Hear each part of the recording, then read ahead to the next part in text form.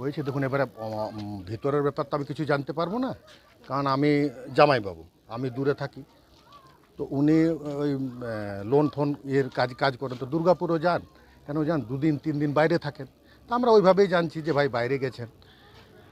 আমরা তো জানি না যে এইভাবে এসে পর এখানে এইভাবে হয়ে যাবে, কিন্তু এরকম কোনো ডিস্টারবেন্স ছিল না, এরকম কোনো যে ফ্যামিলি ডিস্টারবেন্স আমার পয়সা কড়ির প্রবলেম এরকম কিচ্ছু ছিল না। কোনো সমস্যা নেই, কোনো সমস্যা নেই। সবাই আমরা 21 তারিখে আমার বাড়িতে নিজে এসেছে, আমার সঙ্গে আমরা দুজনা মিলে আমরা বেরোলাম, আমরা মোড়ে যেয়ে পরে আমরা চায় সিগারেট খেলাম, তারপরে গেল, কোনো রকম এরকম কোনো সমস্যা নেই। লেকিন তাও হঠাৎ এরভাবে কি, বাবা কিছুদিন আগে মারা গেছেন, 1 মাসও হয়নি এখনো। কবে থেকে বাড়ি থেকে বেরিয়েছে? 22 তারিখ মনে হয়, শনিবার দিন, মানে শনিবার দিন 22 তারিখেই পড়েছে। হ্যাঁ 22 তারিখ। কি শুনলেন?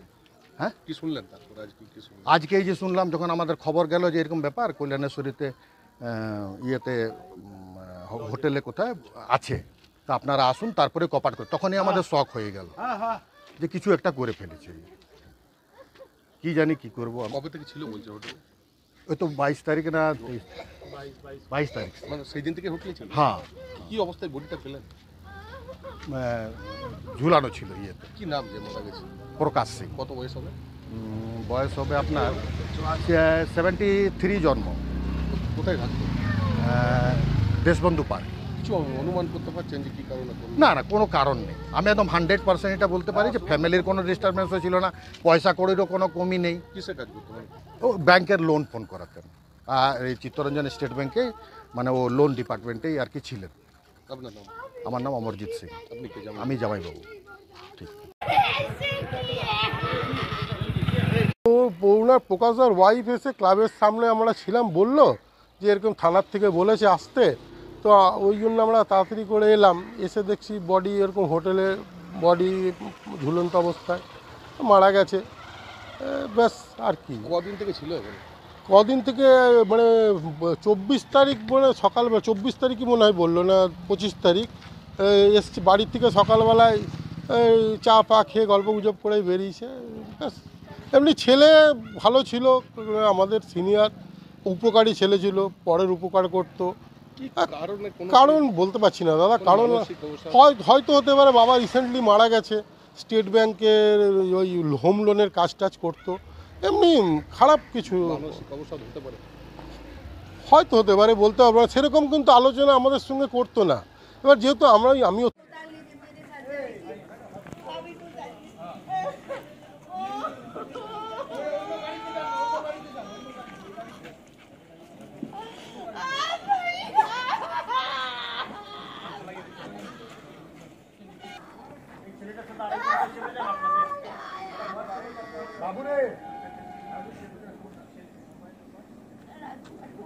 ঘটনা ঘটেছে, আমরা এই 1:15 নাগাদ ভাবে বসেছিলাম, ওনার মিসেস এসে বললেন যে এরকম থানা থেকে ফোন করেছে, ইমিডিয়েট আমাদের ওখানে যেতে হবে, দরজা বন্ধ অবস্থায় আছে। তো মিসেসকে জিজ্ঞেস করলাম প্রকাশ কবে বেরিয়েছে, বলল 2 দিন আগে, শনিবার দিন মনে হয় ঘরের থেকে বেরিয়েছে। তো এখানে কোথাও ঘরে চা খেয়ে ছেলেদের সাথে বউয়ের সঙ্গে কোনো কিছু ঝগড়াঝাটি কিছু হয়নি, কিন্তু এমনি বেরিয়ে যায়। তো ও সাধারণত কাজ করে, মানে প্রাইভেটের কাজ করে, তো স্টেট ব্যাংকের হোম লোনের কাজ করে। তো আমরা ভেবে বউ বসেছে হয়তো কোথাও আছে, এর আগেও 2-1 বার এরকম ঘরের বাইরে গেছে, তাতে চলে এসছে, কোনো কিছু আমরা খারাপ পাইনি কোনো জায়গা থেকে। কিন্তু আজকেই হঠাৎ শুনলাম যে এরকম ব্যাপার, ভেতরের কি ব্যাপার হয়েছে। আমরা কোথা থেকে উদ্ধার হলো বডিটা? তো এই হোটেল থেকে হলো, মা কল্যাণেশ্বরী হোটেল থেকে, মা কালী দুর্গা হোটেল থেকে, রুম নম্বর মানে 200 কত আছে, 24 তারিখের রুম ছিল। অবস্থাতে ঝোলান, মানে কি অবস্থায়, মানে আমরা যখন দেখলাম এলাকায় তো ছেলের সম্বন্ধে কোনো রেপুটেশন কোনো খারাপ নেই, এখনো পর্যন্ত কেউ বলবে না। হঠাৎ করে সেটাই আমাদের আফসোস লাগে। মানসিক দেখুন, মানসিক তো আমরা এই মুহূর্তে তো ছিল না, কারণ 1 মাস আগে ওর বাবা মারা গেছে, নর্মাল অবস্থাতেই বাবা মারা গেছে বার্ধক্যজনিত রোগে। তো সেই হিসাবে এই সবে কমপ্লিট হলো। বড় ছেলে দিল্লিতে চাকরি পাওয়ার জন্য তখন পিছিয়ে গেল, বাবা মারা গেছে, দাদু মারা গেছে বলে। এই 2 তারিখে ওর ছেলের জয়েনিং আছে দিল্লিতে। তো এই অবস্থায় এখন যে এরকম করলো কেন, ভেতরের কি ব্যাপার আছে আমরা এখন তো আপনারা কি কোনোভাবে জানতে পেরেছেন? না, আমাদের কোনো বন্ধুত্ব মানসিক অবসাদ না, কোনো কিছু ছিল না, সেরকম তো কোনো কিছু প্রকাশ করেনি। কারণ আমাদের সাথে মোটামুটি সবার সঙ্গেই কথা বলেছে, সবার সাথে মিশেছে নর্মালি। এই লাস্ট দুদিন হয়তো আমরা কিছু জানি না, কিন্তু দুদিন আগে অবধি, যখন ঘর ছাড়ার আগে অবধি সবার সঙ্গে দেখা করেছে, কথা বলেছে।